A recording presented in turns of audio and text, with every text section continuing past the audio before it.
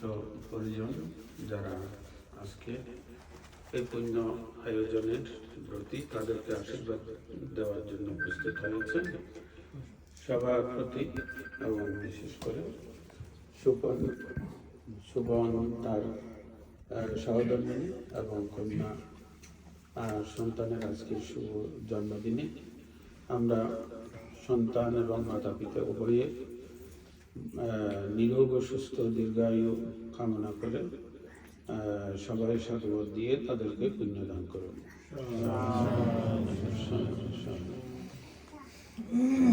পুয়াংসে পুরিষ কাইরা কাইরাতে না পুনঃপুনঃ তস্মি ছন্দা কাইরাথ সুখ পুণ্যস্য উচ্ছয়। এখানে বুদ্ধ এ দিয়ে পুণ্যের যে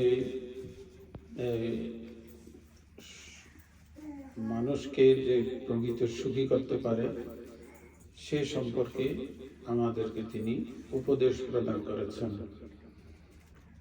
বলেছেন সুখ পুণ্যস্য উচ্ছয়। মানুষ যদি প্রকৃত সুখী হতে চায় তাহলে তাকে অবশ্যই পুণ্যের আশ্রয়ে থাকা একান্ত কর্তব্য। পুণ্যের আশ্রয়ে থাকলে পর সে ব্যক্তি সত্যিকার সুখী হতে পারে। অপুণ্যের আশ্রয়ে মানুষ কখনো কখনো মনে করেন আমি সুখে আছি। যেমন কেউ যদি ডাকাতি করে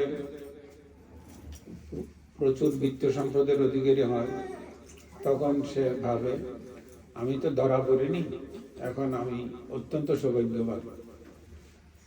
বাস্তবে সেই ধরনের অপরকে বঞ্চিত করে, অপর থেকে জোর করে বা অপরকে ঠকাইয়ে প্রবঞ্চিত করে যারা ধনশালী হয় তাদের মনের মধ্যে প্রকৃত সুখ কখনো থাকে না। কেন থাকে না? সবসময় তার মনে একটা দ্বিধা, সন্দেহ, ভয়, আতঙ্ক বিরাজ করে ধরা পড়ব কিনা। যেমন চোরের মনে সবসময় পুলিশ পুলিশ ভাব থাকে, কখন আমি পুলিশের হাতে ধরা পাই।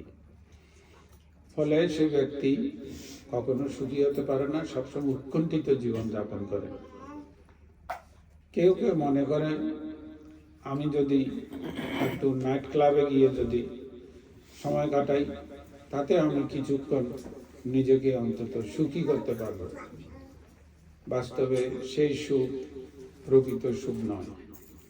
নেশা পান করেও অনেকে ভাবে একটু দুশ্চিন্তা মাথা থেকে দূর করার জন্য আমি কিছুক্ষণ নেশায় ভূত হয়ে থাকলে আমার খুবই সুখ। এই সুখ প্রকৃত সুখ নয়। কেন সুখ নয়? কারণ সেই সুখ প্রকৃত ভালো মন্দ বিচার বোধজনিত সুখ নয়। এটা একটা আসক্তি, মোহগ্রস্ততা এবং ভালো মন্দ বিচারবোধহীন একটা এই সুখ। তো যে সুখের মধ্যে ভালো মন্দ বিচারবোধ আছে, আমি এই কারণেই আমি সুখী হয়েছি, আমি দান করে অন্তরের মধ্যে প্রীতি লাভ করছি, আমার মনের মধ্যে অনাবিল প্রীতি উৎপন্ন হয়েছে, সেটাই প্রকৃত সুখ। আমি শীল পালন করে আমি একটি প্রাণীকে জীবনে রক্ষা করে আমার মনের মধ্যে খুব আনন্দ লাগছে। আমি যদি একে রক্ষা না করতাম নিশ্চিত মৃত্যুর শিকার হতো। যেমন কসাই যখন কোনো ছাগলকে বা কোনো গরুকে নিয়ে যায় কাটার জন্য, তখন যদি কারো তার এই পশুটার প্রতি যদি করুণা উৎপন্ন হয়, তার যদি সামর্থ্য থাকে, তাহলে ওটা কসাইয়ের হাত থেকে সে নিয়ে নিতে পারে, টাকা দিয়ে নিয়ে এটা নিজে সযত্নে লালন পালন করতে পারে।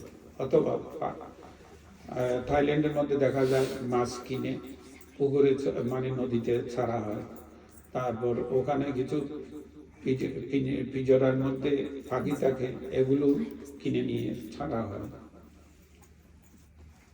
এগুলোর মধ্যে যদি তার করুণা চিত্ত ভাবিত হয়, তাতে যে পবিত্র আনন্দ হয়, সে আনন্দ হলো সত্যিকার আনন্দ, সেটা হলো সত্যিকার সুখ।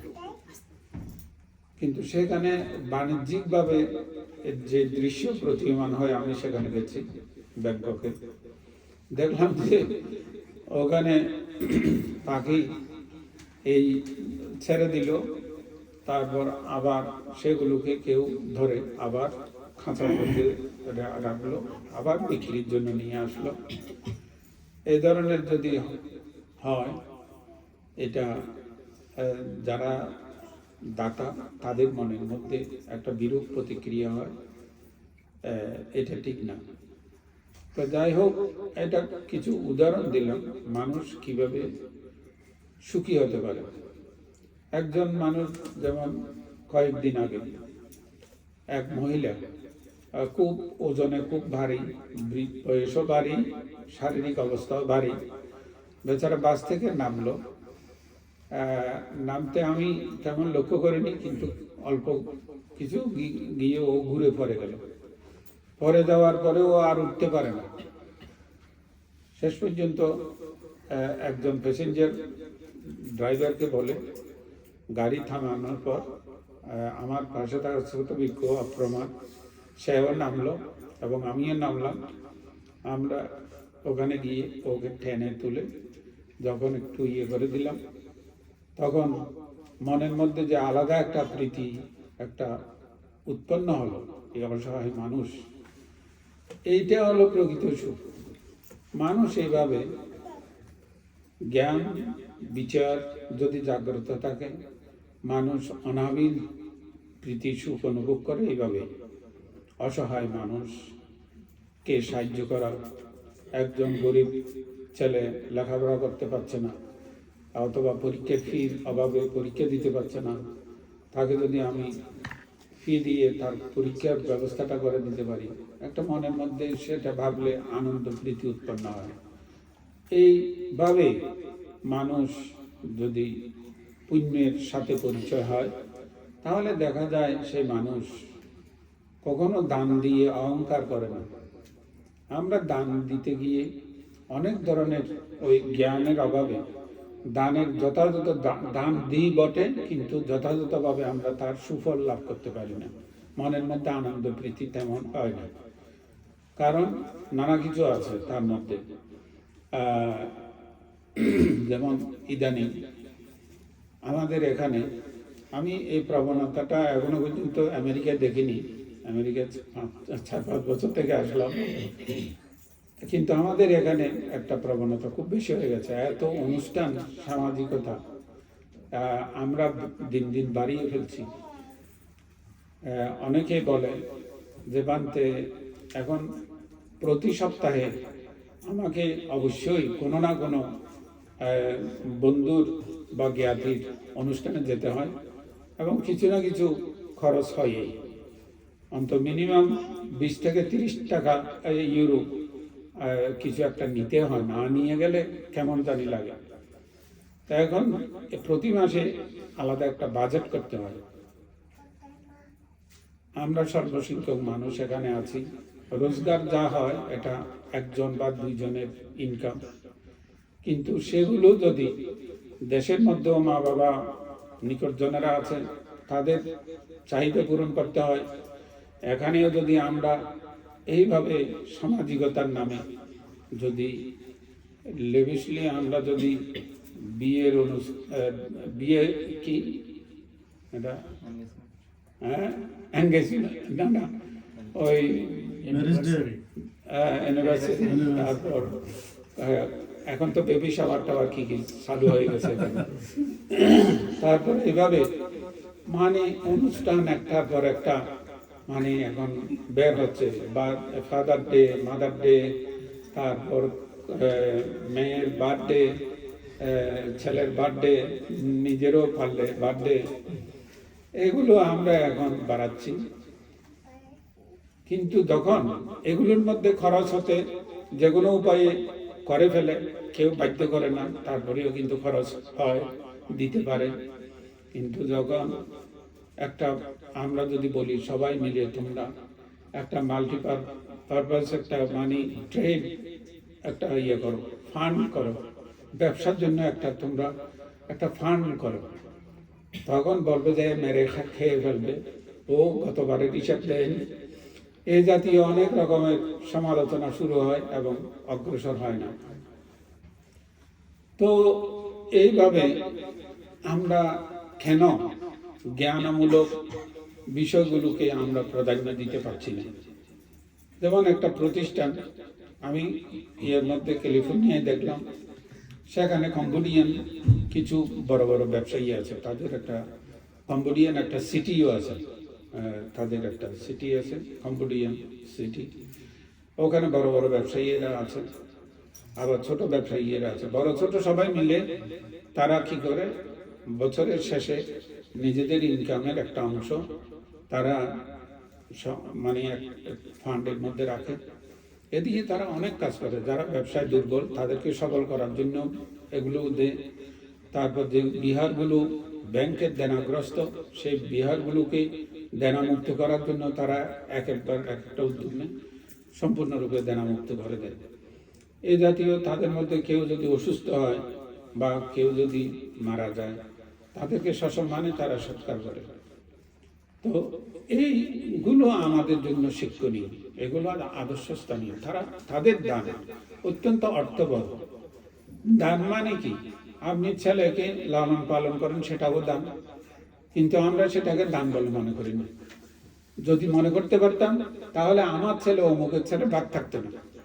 এখন আমার ছেলে মনে করে আমি দিই, ফলে আমার যেই এই ত্যাগের দ্বারা আমার যে পুণ্য উৎপন্ন হওয়ার কথা, সেই পুণ্য থেকে আমি বঞ্চিত হই।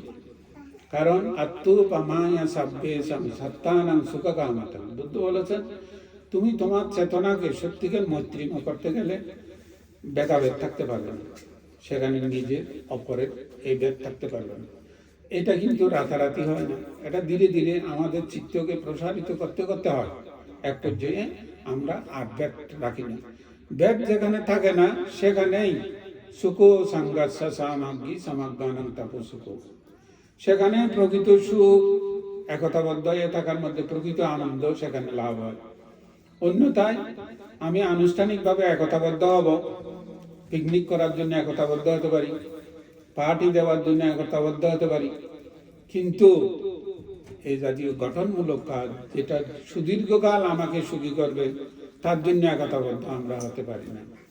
আমাদের ধৈর্যের অভাব, সহন ক্ষমা মৈত্রীর অভাব, এগুলোর কারণে আমরা সবসময় পিছিয়ে পড়া একটি সম্প্রদায় হিসেবে থেকেই যাচ্ছি। মানুষের জীবনের মধ্যে যখন অনেক কষ্টের পরে, যখন মানুষের জীবনের মধ্যে একটা উত্থান আসে, একটা উন্নতি আসে, তখন মানুষ যদি দূরদর্শিতার সাথে মানে সাথী সম্পদ জানা যাকে বলা হয়, স্মৃতি সম্প্রজ্ঞান সম্পন্ন হয়ে সে যদি নিজের উপার্জনকে ব্যবহার করতে না পারে, তাহলে দেখা যায় তার উত্থান সে পরবর্তী পর্যায়ে ধরে রাখতে পারে না। কারণ তার মধ্যে আয়ের শক্তি আছে, সামর্থ্য আছে, সে আয় করতে পারে, কিন্তু ব্যয়ের জ্ঞান নাই।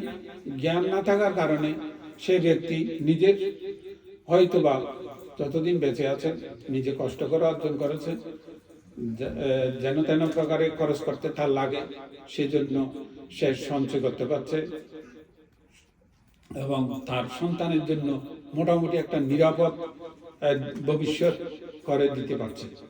কিন্তু সন্তানের শ্রম যদি সেখানে যুক্ত না হয়, সন্তানকে যদি সেই জ্ঞান দিতে না পারে, তাহলে পিতা মাতার এত কষ্ট করে সঞ্চিত সম্পদ ওই সন্তান রক্ষা করতে পারবে না। পারবে না, কারণ মা বাবার সেই অভিজ্ঞতা, তাদের জীবনের এই উপার্জনের অভিজ্ঞতা সন্তানকে দেয়নি। সন্তানকে কেবল সুখ স্বাচ্ছন্দ্য এগুলোই দিয়েছে। তাহলে সেই সন্তান এই সম্পদ রক্ষা করতে পারবে না। এবং এটার উদাহরণ আপনাদের দেশের মধ্যে অনেক আছে, যেমন জাদি মুরা যেটা বলা হয়, সেই জাতিটার জন্য অনেক জমি ছিল এবং এগুলো মনে হয় মামলা এখনো চলতেছে। মুসলিমেরা দখল করে নিয়েছে, মসজিদ মাদ্রাসা করেছে মন্দিরের পাশে, মন্দির পর্যন্ত এখন উচ্ছেদের মুখে। তাহলে এই ধরনের পরিস্থিতি কেন হয়েছে? পরবর্তী বংশধরেরা এদের অর্জন উপার্জন, এরা কষ্ট না করে তো এই সম্পদ সংগ্রহ করতে পারেনি, কষ্ট করেছে। কিন্তু যারা করেছে তারা বংশধরদেরকে ঠিক মতো তাদের দুঃখাং আরিয়া সচ্চাং অজানাতি, তাদের দুঃখ আর্য সত্য তাদেরকে জানান দিতে পারেনি। এখানে এসেছেন কত কষ্ট করে দুঃখ করে এসেছেন, আপনারা আমার চাইতে বেশি ভালো জানেন কি কষ্ট করে এসেছেন। যাদের কাগজপত্র হয়নি তাদের মুখ আঁধার অন্ধকার, যাদের কাগজপত্র হয়েছে তারা একটু প্রসন্ন, ঠিক আছে ভালো। কিন্তু আমিও তো সেই একটি অন্ধকার সময় আমি অতিক্রম করে এসেছি। আমি যদি সেটা মনে রাখি তাহলে আমি যার এখন মুখ অন্ধকার তার অন্ধকারের কিছু মানে ভার আমি লাঘব করতে পারি, সেই চেতনা আমার থাকবে। এবং যে আমার সহযোগিতা নিয়ে বর্তমানে কিছু স্বস্তি পায়, তার মধ্যে কিন্তু জ্ঞান থাকলে আরো এই জাতীয় পরস্পর সহযোগিতা বাড়বে। আর জ্ঞান না থাকলে আমি যতদিন ঠেকাইছিলাম ততদিন আপনাকে নম করেছি, কিন্তু যখন আমি ঠেকা থেকে উদ্ধার হলাম আর আপনার খোঁজ খবরের দরকার নাই, আমি ভালো আছি। আমাদের মধ্যে এই ধরনের অকৃতজ্ঞ আচরণের প্রবণতা এমনভাবে বাড়ছে যে একজন অন্যজনের কষ্টের দিকে এখন আর দেখতেও রাজি হয় না। একজন অন্যজনকে সাহায্য করলে তিনবার ভাবে আমি সাহায্য করছি, সে যখন মুক্ত হবে তখন কোনো আমার ক্ষতি করে বসবে কিনা। এই জাতীয় সন্দেহ আমাদের মধ্যে এখন বৃদ্ধি পাচ্ছে। ফলে আমরা শুধুমাত্র আনুষ্ঠানিকভাবে একতাবদ্ধ হই, কিন্তু আমরা সামগ্রিকভাবে সত্যিকারভাবে নিজেদেরকে আত্মরক্ষার জন্য আমরা একতাবদ্ধ হতে পারি না। তো এই বিষয়গুলো বুঝতে পারলে পুণ্য জ্ঞান লাগবে। পুণ্য জ্ঞান যদি না থাকে এগুলো বুঝতে পারবে না। কারণ আপনি যা কিছু করেন, সকালে ঘুম থেকে উঠে সারাদিন যা কিছু করেন, সব কাজের মধ্যে পুণ্য আছে, সব কাজের মধ্যে পুণ্য আছে। চাকরি করেন সেখানেও পুণ্য আছে, ব্যবসা করেন সেখানেও পুণ্য আছে, পথ দিয়ে হাঁটেন সেখানেও পুণ্য আছে, গাড়িতে উঠেন, গাড়ি ড্রাইভ করেন সেখানেও পুণ্য আছে। কিন্তু সেই পুণ্যকে তো আমি চিনতে হবে। আমাদের অষ্টম শঙ্করাচার্য শিলালঙ্কার পান্তে বলতেন, পুণ্য বুদ্ধি সম্পন্ন হও তোমরা, পুণ্য বুদ্ধি সম্পন্ন হও। পুণ্য বুদ্ধি মানে কি? আমি এই যে বসে আছি এখানে আমার কি পুণ্য হচ্ছে, এখানে যদি আমার পুণ্য হচ্ছে কিনা এটা আমি জানতে না পারি, বিরক্ত লাগবে। কিছুক্ষণ পরে বলবে যে বান্তারা কতক্ষণ বলবে, শেষ হয় না কেন, এই ধরনের শুরু হয়ে যাবে মানসিকভাবে। তো এই জন্য পুণ্য যেখানে আছে, কৃষক মানে খরা রোদের মধ্যে হাল চালায়, সে যদি তখন পুণ্য ভাবনা করে আমার এই কষ্টের ফসল বহু মানুষ খেয়ে ক্ষুধা জ্বালা নিবারণ করবে, আমার মস্ত বড় পুণ্য হবে, আমি পুণ্যের কাজ করতেছি, তার এই পরিশ্রম আর পরিশ্রম মনে হবে না, প্রীতি উৎপন্ন হবে, আনন্দ উৎপন্ন হবে। ঠিক অনুরূপ আপনারা কষ্ট করেন চাকরির ক্ষেত্রে, কারো কারো চাকরি এত মানে কঠিন যে বেচারা আর সেই পরিশ্রম মানে সহ্য করতে পারছে না। ঠিক এমন কঠোর পরিশ্রমের মধ্যেও সে যদি ভাবে আমি কঠোর পরিশ্রম করছি কেবল আমার জন্য নয়, আমার পরিবার পরিজনের রক্ষার জন্য, এবং আমাকে যে কাজ করার সুযোগ দিয়েছে তার উপকার হবে আমার এই পরিশ্রম দ্বারা, এই ভাবনা যদি হয় তাহলে এই তার কঠোর পরিশ্রম আর পরিশ্রম মনে হবে না, সে একটা প্রীতি পুণ্যময় প্রীতি সুখে সে কাজ করতে পারবে। যখন দুই বউ ঘরে আসে, এক বউ আগের বউটা সবসময় ভাবে যে ছোট বউ কাজ ঠিক মতো করে কি করে না, ছোট বউ ভাবে যে বড় বউয়ের দাফট কমবে কি কমবে না। এই জাতীয় মানসিক বিতর্কের মধ্যে তারা শিকার হয়। কেন হয়? পুণ্যচিত্ত নাই বলে। পুণ্যচিত্ত থাকলে তারা ভাবত আমরা দুইজনে মিলে এই পরিবারের মধ্যে আমরা অনেক পুণ্য করার সুযোগ পাচ্ছি, আমার পরিবার পরিজন সবাইকে সেবা করে তাদের জন্য শ্রম দিয়ে আমাদের পুণ্য হচ্ছে। তখন আর বাগাবাগির প্রশ্ন আসবে না, একজন অন্যজনের স্বামীকে পৃথক হওয়ার জন্য উৎসাহিত করবে না, যৌথ পরিবার থাকবে। এখন আমাদের মধ্যে দুই ভাইয়ের বউ একই বাসায় থাকতে পারে না, কেন? এই জাতীয় পুণ্য চেতনার অভাবে। তাই জন্য বুদ্ধের কথাগুলোকে দৈনন্দিন জীবনে আমাদেরকে বুঝে দিতে হবে। আমরা যদি দৈনন্দিন জীবনের মধ্যে বুদ্ধকে বুঝতে না পারি তাহলে ধম্ম হবে রক্ষাতি ধম্মাচারী, যে বুদ্ধ বলেছেন ধর্ম ধার্মিককে রক্ষার দায়িত্ব নেয়। আমরা প্রকৃত ধার্মিক হতে পারবো না। আমি কোনো কষ্টের মধ্যে যখন পড়ে থাকবো তখন বলবো যে আমি জীবনে এত দান ধর্ম পুণ্যকর্ম করলাম, তবু আমার কষ্টের শেষ নাই কেন? ও ধর্ম, তুমি আছো কি নাই, আমি তো বুঝতে পারছি না। এই ধরনের আমরা ধর্মকে অভিযোগ করব, পুণ্যকে অভিযোগ করব। বাস্তবে আমাদের পরিচয় হয়নি প্রকৃত ধর্ম কি, প্রকৃত পুণ্য কি। যাই হোক, আশা করি আজকে যার জন্মদিন, এটা সন্তানের জন্মদিন, মাতা পিতার এখানে যেই চেতনা কাজ করেছে এটা হলো মৈত্রী, সন্তানের প্রতি আপত্তি স্নেহ, মঙ্গল কামনা। অতএব এই মঙ্গলকামী চেতনা নিয়ে বলবে যে আমরা কেবল আমার সন্তানের জন্মদিন করছি না, আমরা অনেক পুণ্য করার সুযোগ এই উপলক্ষে পেয়েছি। বান্ধবদের আহ্বান করাতে বান্ধবরা আজকে আমাদেরকে ধর্ম চেতনা জাগ্রত করাচ্ছেন, এবং আমার জ্ঞাতি মিত্রকে এই উপলক্ষে আমি আহ্বান করার সুযোগ পেয়েছি। আমি আজকে অনেক দান দিলাম। যতগুলো এখানে আইটেম তরকারি তৈরি হয়েছে, একটা তরকারির পেছনে কমপক্ষে 1 ঘন্টা ব্যয় হয়েছে, তাহলে 7টা হলে 7 ঘন্টা গেছে। তাহলে এই মতো অবস্থায় অনেক অনেক পুণ্য কায়িক বাচনিক মানসিকভাবে হয়েছে। এই পুণ্যের দ্বারা তোমরা অধিষ্ঠান করবো যে এই এতে না সত্যবাদ যে না হো তুমি জয় মঙ্গলম, আমি যে পুণ্য করেছি এটা সত্য, এটা আমি অন্তর দিয়ে এটা করেছি। এই পুণ্যে আমরা স্বস্তি লাভ করি, শান্তি, নিরাপত্তা, সুখ, সমৃদ্ধি লাভ করি। এইভাবে প্রার্থনা করা যায় পুণ্যের কাছে, এবং ওইভাবে যদি হয় সুখ পুণ্যস্য উচ্চায়, সত্যিকারভাবে আমার জীবনে আমি আন্তরিকভাবে আমি সুখী হতে পারবো। এবং এটা যত ভাবনা করবে ততই তোমাদের মধ্যে পুণ্য বৃদ্ধি হবে, প্রীতি যতবার উৎপন্ন হবে অত তোমাদের যে অন্তরের মধ্যে বিশাল একটা পবিত্র ভাব চেতনা জাগ্রত হবে। এবং এইভাবে নিজেকে ধর্মে ধারণ করো। সবার মধ্যে বুদ্ধ জ্ঞানে আমরা সবাই নিরাপদ হই, সুখী হই। আমার সন্তানাদি পরিবার পরিজন সবাইকে নিয়ে তোমরা সুখে থাকো, এই কামনা করে সাধুবাদ প্রদান।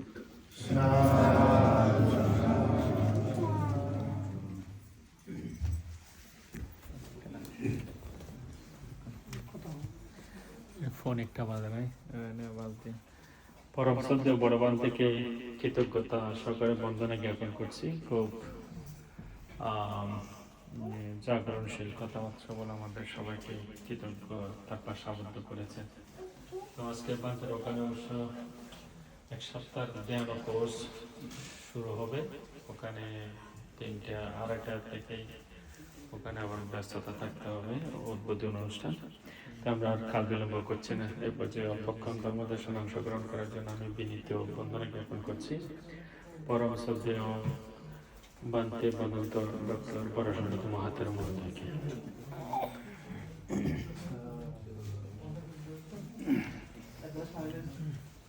পরম পূজ্যপাদ বড়বান্তে আয়ুষ্মান জ্যোতিষার এবং শাক্য বংশ শ্রদ্ধা সম্পন্ন উপাসক উপাসিকাগণ,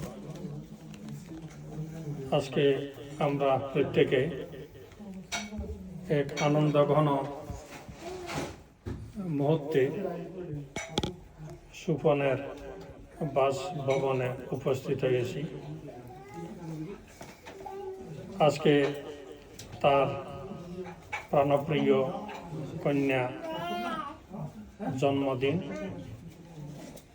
তো জন্মদিনকে পালি ভাষায় জাতি দিবস বলা হয়, জাতি। তো আজকে তো আমরা জাতি বলতে সম্প্রদায় বুঝি, অমুক জাতি এরকম সম্প্রদায় বুঝি, কিন্তু পালি ভাষায় জাতি বলতে জন্ম। জাতি কি দুঃখ বলে না, জন্ম দুঃখ। তো জাতি দিবস, জন্ম দিবস আজকে। মাতা পিতা যারা সাংসারিক গৃহস্থদের জন্য সন্তানাদি প্রাপ্তি একটা বড় সম্পদ লাভ করা। যাদের কাছে কোনো সন্তান আদি থাকে না, তারা অগাধ অট্টালিকার মালিক হলেও মানসিকভাবে তারা শান্তি পায় না। যেন একটা বিরাট কিছু তাদের জীবনে অপূর্ণ এরকম অনুভব হয় সবসময়। যখন দাম্পত্য জীবনে সন্তান আসে ঘরের মধ্যে, তখন তারা যে অপার প্রীতি, অপার আনন্দ, অপার সুখ শান্তি উপলব্ধি করে, অনুভব করে, সেটা আর অন্য কোনো কিছুতে হয় না। মাতা পিতার মধ্যে আনন্দের বন্যা বয়ে যায়, আত্মীয় স্বজনের মধ্যে আনন্দের বন্যা বয়ে যায় এবং ঘর আলোকিত হয়ে যায়, মাতা পিতার কোল আলোকিত হয়ে যায়। এরকম সেই রকম আনন্দঘন অবস্থায় মাতা পিতা অনেক ত্যাগ তিতিক্ষা পরিশ্রম অনায়াসে করে নেয় সন্তানের জন্য। কষ্টকে কষ্ট বলে মনে করে না, দুঃখকে দুঃখ বলে মনে করে না, পরিশ্রমকে পরিশ্রম বলে মনে করে না। এই সন্তানের মুখের দিকে যখন দেখে, তখন সমস্ত দুঃখ কষ্ট পরিশ্রম ভুলে যায় মাতা পিতা। সেরকম আজকে সুপন এবং সুপনের স্ত্রী, তাদের মধ্যেও আনন্দের বন্যা বয়ে যাচ্ছে। তাদের কন্যা সন্তানের আজকে তৃতীয়তম জন্মবার্ষিকী, মাঙ্গলিক জন্মবার্ষিকী। এই উপলক্ষে আমাদের ভিক্ষু সংঘকে আহ্বান করেছেন সংঘদান, অষ্ট পরিষ্কার দান দেওয়ার জন্য, এবং আত্মীয় স্বজন বন্ধুবান্ধব জ্ঞাতি মিত্রদেরকে এখানে আহ্বান করা হয়েছে তাদের কাছ থেকে শুভেচ্ছা এবং আশীর্বাদ নেওয়ার জন্য। শ্রদ্ধা সম্পন্ন উপাসক উপাসিকাগণ, আমরা দেখি সন্তানের আনন্দে মাতা পিতা মহাত্যাগ করতে পারে। শত্রু প্রতিও মিত্রতা উৎপন্ন হয়, তখন শত্রুকেও শত্রু ভাবেন আর আনন্দে সবকিছু ছেয়ে ফেলে। পালি সাহিত্যে আমরা দেখি অজাতশত্রু তিনি তার পিতা বিম্বিসার রাজাকে শত্রু মনে করেছিলেন। দাম্মিক রাজা, শতাপত্তি পল্লবী, এরকম রাজাকে, এরকম পিতাকে পুত্র শত্রু মনে করেছেন। এই পিতা থাকলে আমার কাটা, সেজন্য পিতাকে জেলে পুরে মারার ব্যবস্থা করেছিলেন কে? সন্তান অজাতশত্রু। এই তিলে তিলে তিলে তিলে কষ্ট দিয়ে পিতাকে মৃত্যুর দোরগোড়ায় পৌঁছিয়েছেন অজাতশত্রু। এমত অবস্থায় অনেক কষ্ট, সেগুলোর বর্ণনা অনেক আছে, সময় সাপেক্ষ। তো অজাতশত্রু এক সন্তান উৎপন্ন হলো, সন্তানের জন্ম হলো। সন্তানের জন্ম হওয়াতে অজাতশত্রু পুরা রাজপ্রাসাদ আনন্দে আত্মহারা, আনন্দে উৎসব চলছে। অজাতশত্রু সেই উৎসবের মাঝে হঠাৎ তার মনে আসলো, আমার পুত্র সন্তান হওয়াতে, আমার সন্তান হওয়াতে আমি এবং পুরা রাজপরিবার, রাজমহল আনন্দে আত্মহারা। আমরা এত উৎসব করছি, আনন্দ করছি। আমি যখন হয়েছিলাম, আমার মাতা পিতা তখনও কি তারা এরকম আনন্দ করেননি? আমার জন্য তো তারা আনন্দ করেছিলেন। যে মাতা পিতা আমার জন্মে এত আনন্দ করেছিলেন, আজকে সেই পিতাকে আমি কি করেছি? হোঁশ উৎপন্ন হল। হোঁশ উৎপন্ন হয়ে অনুশোচনা আসলো, পিতাকে তো আমার পিতার প্রতি অন্যায় করেছি, অবিচার করেছি। তো দুধকে পাঠালো, যাও কারাগারে গিয়ে পিতাকে নিয়ে আসো, পিতাকে মুক্ত করে দাও, জেল থেকে মুক্ত করে দাও। দুধ গেল, কারাগারে গেল, গিয়ে দেখলো যে পিতা ততক্ষণে মারা গিয়েছে, ডেড বডি পড়ে আছে জেলের মধ্যে। এসে খবর দিল আপনার পিতা মারা গেছে, বেঁচে নাই। তখন কান্নায় ভেঙে পড়েছে। তাকে কেউ সান্ত্বনা দিতে পারছেন না, এমন শোকগ্রস্ত, এমন সে নিজেকে অপরাধী, দোষী মনে করছে। যে পিতা জন্মদাতা, যে পিতা লালন পালন কর্তা, যে পিতা রক্ষাকর্তা, যে পিতা অপত্য স্নেহে বড় করেছেন, সেই পিতাকে যে এইভাবে তিলভাবে দুঃখ দিয়ে, কষ্ট দিয়ে মেরেছে জেলের মধ্যে রেখে, এই অনুশোচনায় তার খাওয়া, ঘুম সব কিছু বিষ বলে মনে হচ্ছে, হারাম হয়ে গেছে। তো পিতার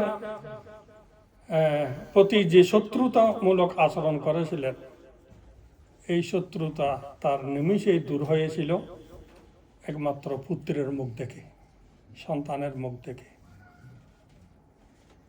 তো এই সন্তান প্রাপ্তিতে মাতা পিতার সুখের সীমা থাকে না, আনন্দের সীমা থাকে না। আজকে সেই আনন্দেরই একটা নিদর্শন, খুশির নিদর্শন আজকের এই আয়োজন। ফ্রান্সের তুলনায় এটা অনেক বড় আয়োজন। ফ্রান্সের মধ্যে অনেক প্রতিকূলতা, এর মধ্যেও প্রতিকূলতার মধ্যেও আজকে যে আয়োজন, বন্ধু বান্ধব, আত্মীয় স্বজন, ভিক্ষু সংঘ আহ্বান করে যে আয়োজন করেছে, খাদ্যদ্রব্যের যে সমারোহ দেখেছি, এতে বোঝা যায় মা বাবার মনে কত আনন্দ, কত খুশি, কত প্রীতি এই সন্তানের জন্য। আজকে ভিক্ষু সংঘ আমরা উপস্থিত হয়ে প্রাণ ভরে আশীর্বাদ করছি, ভরপুর আশীর্বাদ করছি তাদের কন্যা সন্তানের উজ্জ্বল ভবিষ্যৎ কামনায়, এবং তাদেরও ভবিষ্যৎ সুখ, শান্তি, নিরাময় এবং দীর্ঘায়ু কামনায় আমরা পুণ্যদান করছি। শ্রদ্ধা সম্পন্ন উপাসক উপাসিকাগণ, পুণ্যের ঋদ্ধিময় প্রভাব, যেগুলো আমরা হয়তো ভাষায়ও প্রকাশ করতে পারবো না, পুণ্যের কি যে প্রভাব। আমরা যখন সূত্রপাঠ করছিলাম, সেখানে একটা সূত্র আমরা পাঠ করেছি।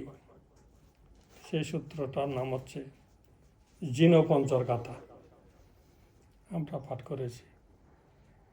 তো জিনপঞ্চর গাথা বুদ্ধ দেশনা করেছেন, সেটার উপলক্ষ এই জন্ম দিবসের উপলক্ষ। একটা সন্তান তার জন্ম দিবস উপলক্ষে তার মাতা পিতা দান দিতে বিহারে উপস্থিত হয়েছিলেন সন্তানের মঙ্গল কামনার জন্য। তো যে ভান্তের কাছে তারা গিয়েছিলেন দান দিতে, এই ভান্তে ছিলেন খুব গুণী ভান্তে, শিলবান ভান্তে, অরহৎ ভান্তে। তো সেই ভান্তেকে দান দিয়ে বানতে আশীর্বাদ করলেন। মাতা পিতা যখন সন্তানের জন্য আশীর্বাদ কামনা করছেন বান্তের কাছ থেকে, বানতে বলছেন এই সন্তানের আয়ু আর বেশি দিন নাই, অল্প দিনের মধ্যে মারা যাবে, অল্প আয়ু হয়ে জন্মগ্রহণ করেছে। এই কথা শুনে মাতা পিতার মাথায় যেন আকাশ ভেঙে পড়েছে এরকম। তারা তো একদম এই অপ্রত্যাশিত সংবাদ শুনে বান্তের পায়ে পড়লেন, বান্তে আপনি একটা কোনো উপায় বলুন, কি করলে আমরা এই সন্তানকে বাঁচাতে পারি। এই সন্তানকে হারালে আমরা জীবনে বাঁচতে পারবো না, আমাদের জীবনও অনর্থ হয়ে যাবে। কাজে আপনি একমাত্র আশ্রয়, আপনি আমাদেরকে কোনো উপায় বলুন কি করে আমরা সন্তানকে রক্ষা করতে পারি। তখন তিনি বুদ্ধের কাছে যেতে বললেন তাদেরকে। বুদ্ধের কাছে যান, তাকে সবিনয়ে বন্দনা করে তাকে এইটা নিবেদন করবেন, বুদ্ধ কোনো উপায় বলে দেবেন। তখন তারা হন্তদন্ত হয়ে ছুটে গেলেন বুদ্ধের কাছে। মাতা পিতা ছুটে গিয়ে বুদ্ধের পায়ে পড়ে বুদ্ধকে এই বিষয়ে নিবেদন করলেন। বুদ্ধ দেখলেন সত্যি এই সন্তানের আয়ু বেশি দিন নেই, অল্প আয়ু। তখন মাতা পিতার যে হৃদয় ভাঙ্গা আকুতির প্রতি করুণাবশত বুদ্ধ বললেন, একটা কাজ করো, তোমরা ধম্ম পুণ্য করো এবং পরিত্রাণ শ্রবণ আদির ব্যবস্থা করো, ভিক্ষু সংঘকে তোমরা আহ্বান করো। তো ভিক্ষু সংঘকে আহ্বান করে দান ধর্ম করেছিলেন, তারা পরিত্রাণ শ্রবণ আদি করেছিলেন। তো এই পুণ্য প্রভাবে তাদের সন্তানের আয়ু অনেক বৃদ্ধি হয়েছিল। তখন বুদ্ধ সেখানে ঘোষণা করেছিলেন এই সন্তানের আয়ু অনেক বৃদ্ধি হয়েছে এবং 120 বছর পর্যন্ত এই সন্তান জীবিত থাকবে। 120 বছর। তো বুদ্ধ সেই সন্তানের নামকরণ করেছিলেন দীর্ঘায়ু কুমার। এই সন্তানের নাম হয়েছিল দীর্ঘায়ু কুমার। তো এইটা হচ্ছে কি, তো বুদ্ধ বলেছেন অভিবাদনশীল ইচ্ছা নিচ্ছাং বড্ডা পচায়ীন চত্তার ধাম্মা বর্ধান্তি আয়ু বর্ণ সুখাং বলা। যে যারা শীলবান পবিত্র পুরুষ, তাদেরকে যারা পূজা করে, বন্দনা করে, অভিবাদন করে, শ্রদ্ধা জ্ঞাপন করে, এর যে ফল হয় এই ফলের দ্বারা তারা 7টি মহাসম্পদ লাভ করতে পারে। কি লাভ হয়? আয়ু লাভ হয়, আয়ু দীর্ঘ হয়, বর্ণ শারীরিক বর্ণ সুন্দর হয়, তারা সুখ লাভ করতে পারে এবং তারা দুর্বল হয় না, শক্তিশালী হয়। আয়ু, বর্ণ, সুখ, বল, এই 7টা মহাসম্পদ লাভ করে কেবল যারা শীলবান, গুণী, সৎপুরুষ, পবিত্র পুরুষ, তাদেরকে শ্রদ্ধা জানালে, বন্দনা জানালে, অভিবাদন করলে, গৌরব করলে। তো এই দেশনা বুদ্ধ করেছিলেন এই সেই উপলক্ষ করে। বলছে তোমরা যে এই শীলবান, জ্ঞানী, সৎপুরুষ সঙ্গ, ভিক্ষু সঙ্গদেরকে শ্রদ্ধা করেছ, বন্দনা করেছ, পূজা করেছ এবং তাদের প্রতি গৌরব প্রদর্শন করেছ, দান দিয়েছ, এতে যে অপ্রমাণ পুণ্য হয়েছে, সেই পুণ্যের প্রভাবে তোমাদের ছেলে 120 বছর বাঁচবে। আয়ু দীর্ঘ হয়েছে। তো এইভাবে যে পুণ্য কর্মের দ্বারা অভাবনীয় অচিন্তনীয় ফল লাভ করতে পারে। সেজন্য বলা হয়েছে এবং মাহিদ্দিয়া এসা ইয়াদিদাং পিয়া সম্পাদা তসমা ধীরা প্রশংসান্তি পণ্ডিতা কথা পুণ্যাতান্তি। পুণ্যের মহাসম্পদ, মহারিদ্ধি, মহাশক্তি, এগুলো আমরা চিন্তাও করতে পারবো না কিভাবে কি হয়ে যায়। তো আজকে এখানে ভিক্ষু সংঘকে আহ্বান করে সুপন তার স্ত্রী আত্মীয় স্বজন বন্ধু বান্ধব পরিবৃত হয়ে যে মহা কুশল কর্ম সম্পাদন করেছে, এই কুশল কর্মের যে প্রমাণ পুণ্য ফল তারা লাভ করেছে, এই পুণ্য ফলের প্রভাবে তাদের সন্তান উত্তরোত্তর সুখ সমৃদ্ধি এবং আলোকিত জীবন লাভ করুক, এটাই আমরা কামনা করছি। জ্ঞানে ধ্যানে বুদ্ধিতে সে মা বাবা পরিবার আত্মীয় স্বজন সকলের মুখ উজ্জ্বল করুক। আমরাও যাতে গর্ব অনুভব করি তার নাম নীতি এরকম জীবনকে গঠন করুক, এইটাই কামনা করছি। আপনারাও সকলে নিরোগ থাকুন, সুস্থ থাকুন, দীর্ঘায়ু লাভ করুন এবং সুপন এবং তার স্ত্রীও সুস্থ শরীরে থেকে যাতে তাদের সন্তানকে আলোকিত জীবন গড়তে পারে এইভাবে কামনা করছি। তার মাতা পিতা যারা দেশের মধ্যে আছে, আত্মীয় স্বজন যারা দেশের মধ্যে আছে, তাদেরকেও আমরা পুণ্যদান করছি। তারা সেখানে সুখী হোক, দুঃখমুক্ত হোক এবং বিশ্বের সকল প্রাণী সুখী হোক, সকল প্রাণী শান্তি লাভ করুক, এই কামনা করে প্রত্যেকে 3 বার সাধুবাদ প্রদান করুক। পরম সদ্যবান থেকে কৃতজ্ঞতা এবং বন্দনা। তো এখন জল ঢেলে পুনরুৎসব করেন।